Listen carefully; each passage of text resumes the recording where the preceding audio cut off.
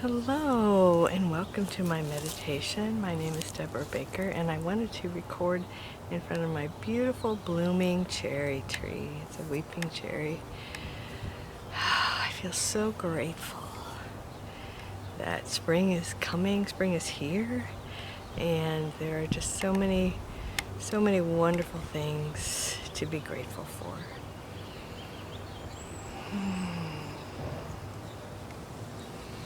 So let's begin. Let me see, maybe I should get off center here. There we go. Let's begin with our 3 nice deep breaths.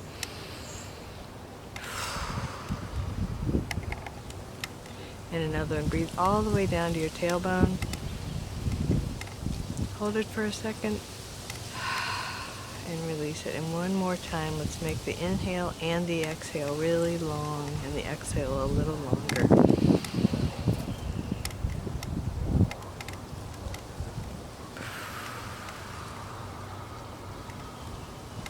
And let's focus on continuing to deepen our breath as we continue the meditation.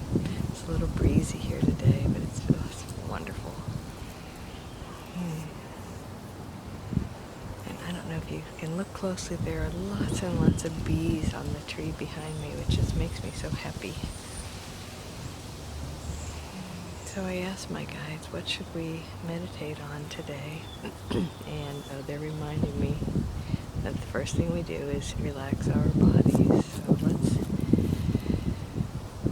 let's do that now. Let's begin with our feet. Let's go with our feet. Imagine a wave of energy coming up from the center of the universe, center of the earth, into the soles of your feet. And if you want to, kind of curl your feet up for a second, like you're holding on to it, and then release it, and that just kind of like opens up the channels for more of that energy to come in.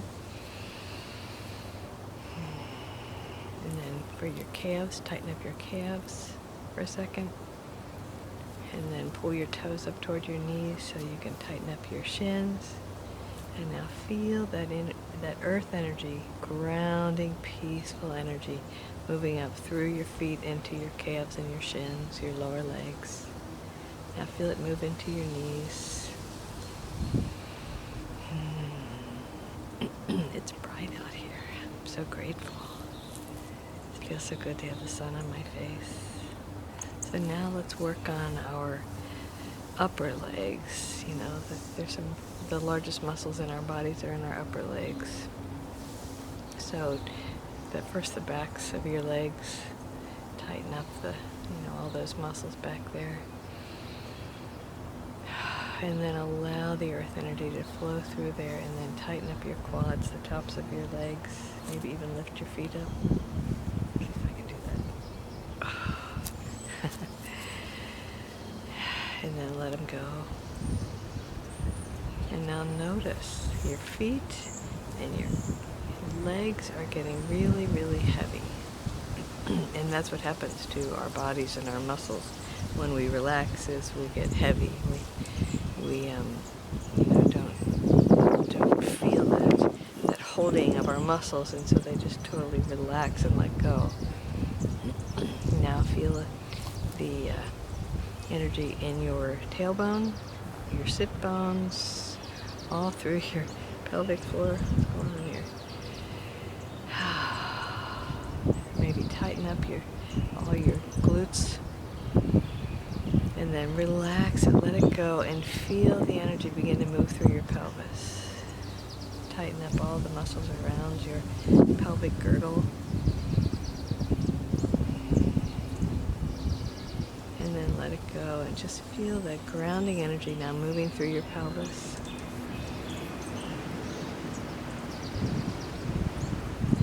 And then in your midsection, kind of pull like you did with your pelvis, pull it all together. All the muscles around your midsection, your middle back, your sides, your middle torso. And then let go, and it's like when you tighten it up, you're kind of turning the key, and when you loosen it, the key opens up the flow of energy. So let's do our hands and our fists first. And let them go, and feel that white light, that energy from the universe, from the earth moving into your hands, and then do the, your forearm. Excuse me. And feel that energy moving through your lower arms into your elbows, and then your biceps and triceps. If you want to tighten them up alternately, your biceps and your triceps. Like turning the key and then letting the door open and feeling that energy now, having moved into the tips of each of your fingers and thumbs and moving through your hands and palms and wrists, lower arms, elbows, upper arms.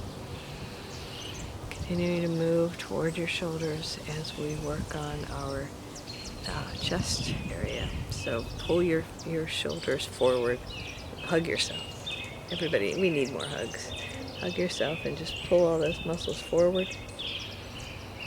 And then open that key, let the key go, and let all that energy move into your heart space, and then do it in your back, your shoulder blades. Pull your shoulder blades together. Isn't that wonderful?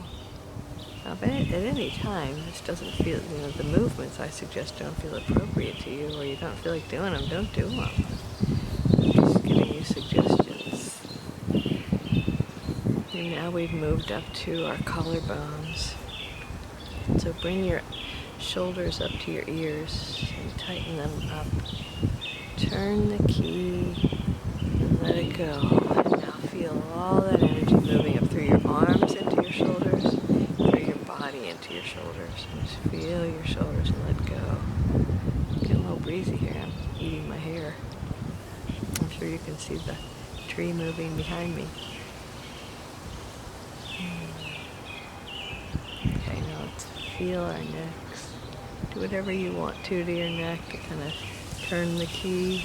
Maybe literally roll your head around a little. And then stop and feel the energy move through. And then feel it all around your head and your face. Your lips, your teeth, your tongue, your nose, your cheeks. Just feel all that earth energy moving all the way through your head into the top of your head. Isn't that a lovely bird? Just give the bird the floor and let it do the rest of our meditation.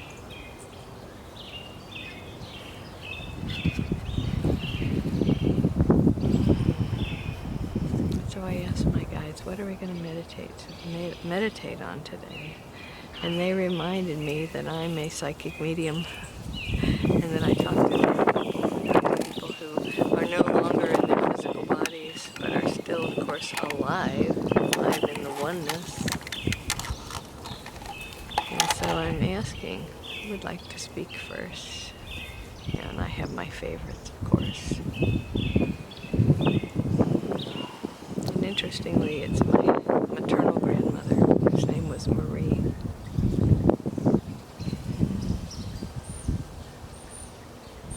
And she is saying to us, you can never go wrong in loving someone. When you love someone, they always feel that love. And it goes on and on and on.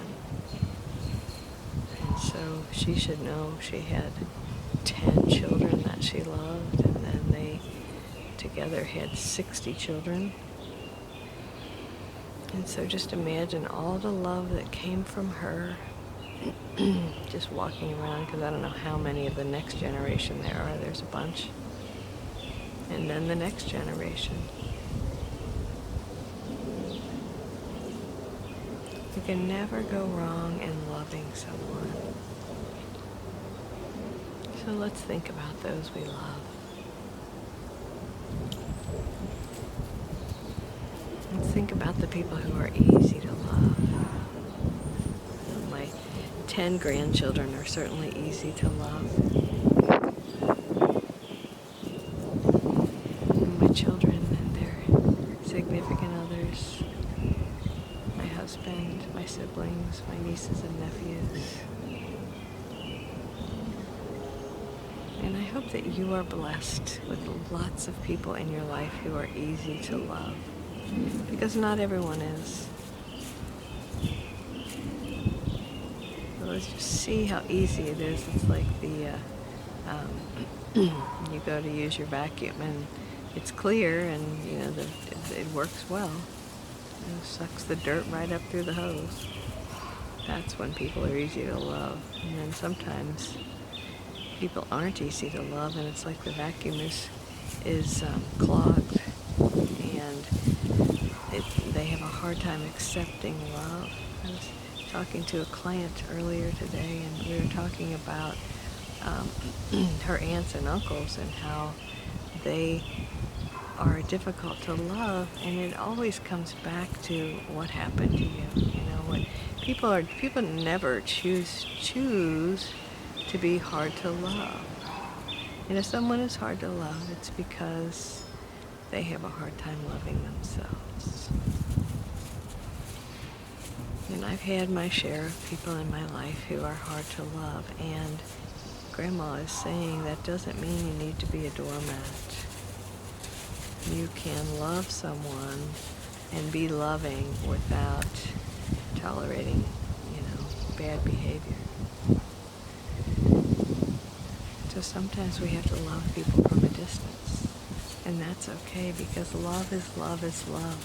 Whether it's in a hug, in a warm embrace, or a kiss, or from a distance. From a distant city, distant continent.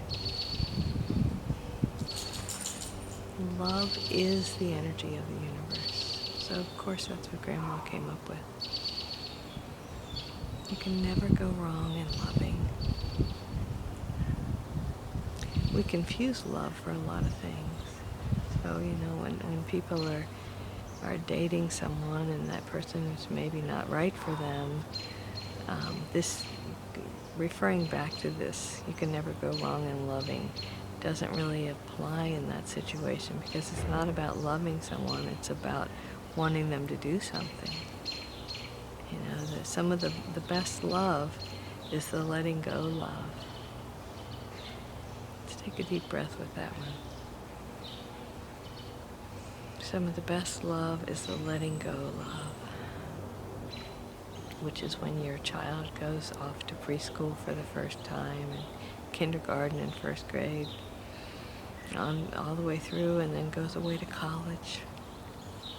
That's the letting go love.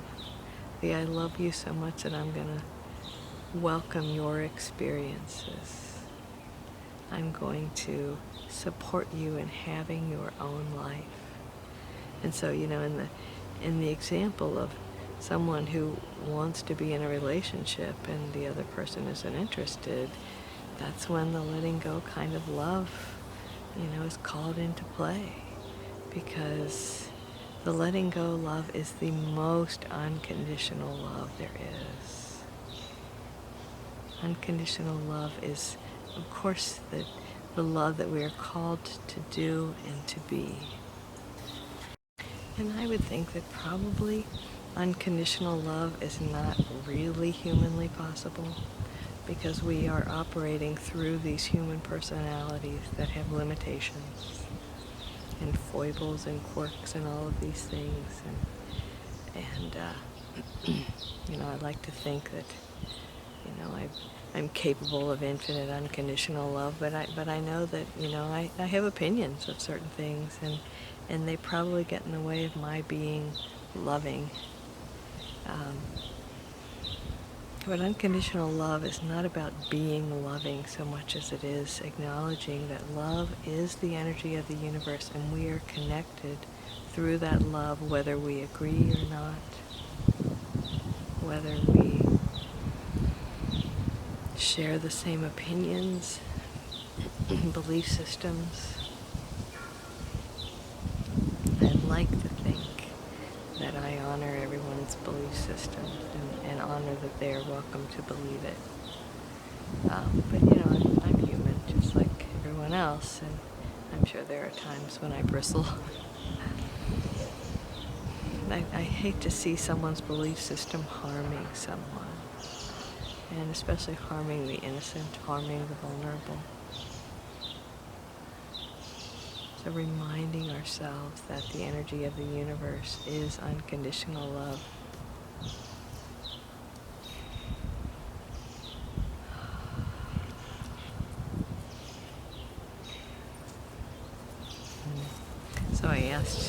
who wants to come in and besides Daisy here, who wants to come in and have a message for you.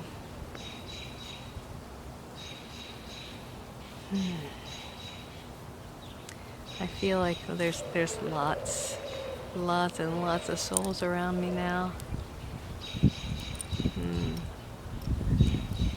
And my paternal grandmother, my dad's mom, of course, is here, and she said to me, "Good girl, stay down." She said, "Honey, you're so pretty," which was always what she said. And you're beautiful. And I think there's a general message about that, which is about seeing our own beauty. And our beauty is not really about, the color of our hair, the color of our eyes, how many wrinkles we do or don't have, or how much we weigh. It's about our soul, and our souls are all beautiful and whole and perfect. What differentiates us is those of us who connect with our souls and allow our infinite selves to express in, through, and as us. That is what, shows up as beauty. So know that you are beautiful, and the more that you relax and know that you are connected to the infinite, that you're not separate, you're not alone, you're not by yourself. You are connected to all that is.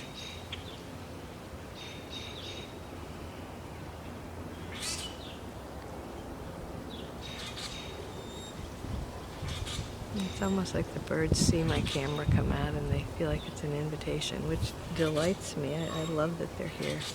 So let's hear from one more person.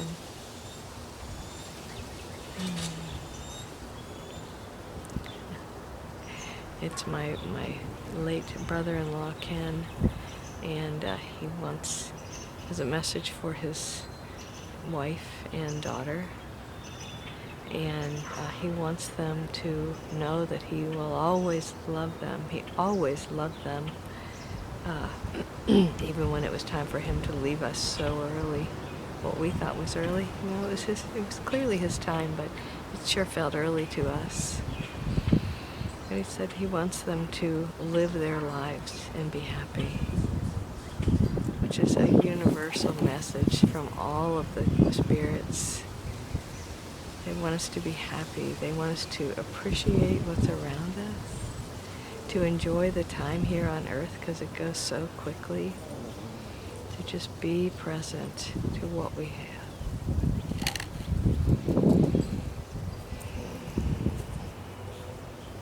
So let's... Whoa! Daisy heard a noise. So let's take another nice deep breath. And know that whether we're headed to bed now or we're headed to our day or the rest of our day, that we are one with all that is, that we are infinite, beautiful, loving souls, that our purest essence is love, and that God, the one presence, the one power, loves us unconditionally. There's nothing we can do that would make us unlovable. So I know that you are whole and perfect exactly as you are, and the God in me honors and loves and sees the God in you. Namaste.